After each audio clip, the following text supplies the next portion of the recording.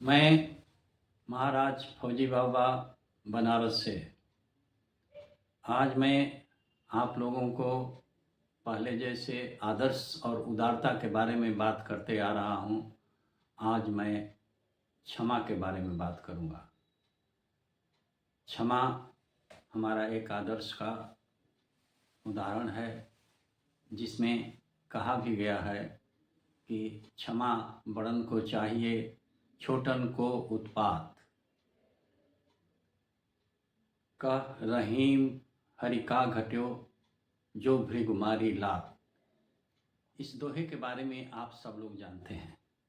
जैसा कि मैं पहले एक सकारात्मक और नकारात्मक उदाहरण देता आया रहा हूँ, इसी तरह क्षमा के बारे में भी मैं नकारात्मक और सकारात्मक उदाहरण दूंगा।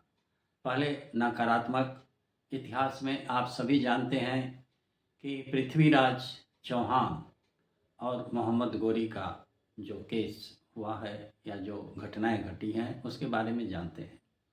जैसा कि विदित है और आपको पता भी है कि पृथ्वीराज चौहान ने 16 या 17 बार मोहम्मद गोरी को क्षमा किया, लेकिन एक बार जब वो हार गए तो मोहम्मद गोरी ने क्षमा नहीं किया।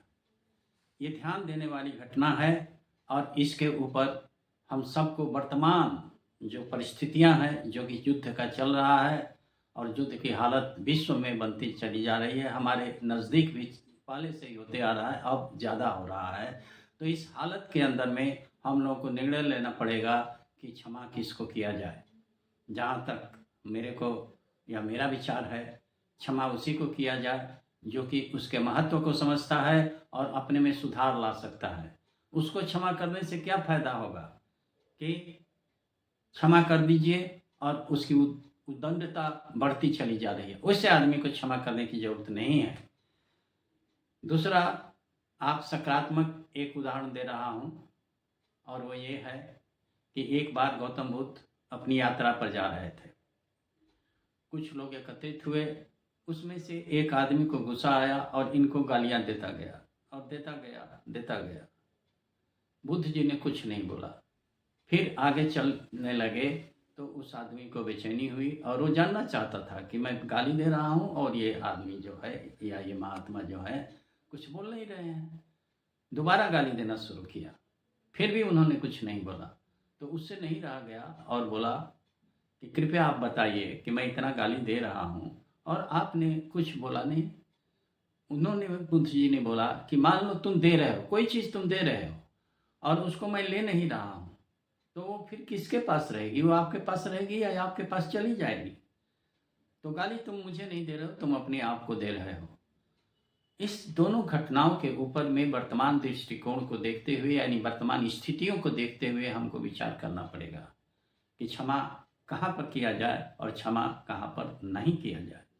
तो ये इसलिए मैं उदारता और क्षमा इत्यादि ऐसे आदर्शों पर बात करना चाह रहा हूँ कि हम लोग केवल आदर्श पर ही रहेंगे तो या उदारता पर रहेंगे तो हम लोगों का उसका दुरुपयोग होगा, और यदि दुरुपयोग हो रहा है तो हमको विचार करना चाहिए और वो विचारणीय है। इसलिए क्षमा हम उसी को करें जो क्षमा करने के लायक है, और क्षमा कर देने से उसकी उद्दंडता या जो भी बुराई कर रहा है उसमें कमी आ जाएगी। अगर आपने तय कर लिया है कि कमी नहीं आएगी तो उसे क्षमा नहीं करना है, उसको दंड देना ही चाहिए और दंड का पात्र वो है भी। तो इसलिए मैं आजकल आदर्श और उदारता पर कुछ वीडियो बनाने जाऊंगा या बताते जाऊंगा, इसलिए कि हम आदर्श पर ही ना बैठे रहें और उसका दुरुपयोग होता रहे और हम चुपचाप लगाए रहें। तो इससे क्या होता है कि जिसको हमको क्षमा करना चाहिए वो जो है कि नहीं, क्षमा लायक नहीं है तो हम ना करें। इसके ऊपर मैं अपने जो भी सुन रहा है इस वीडियो को, इस पर कृपया विचार करें। मैं ये शॉर्ट में कहना चाहता हूँ कि यदि आप लोगों को मेरी ये वीडियो पसंद आई है तो कृपया आप लोग इस पर सब्सक्राइब करें।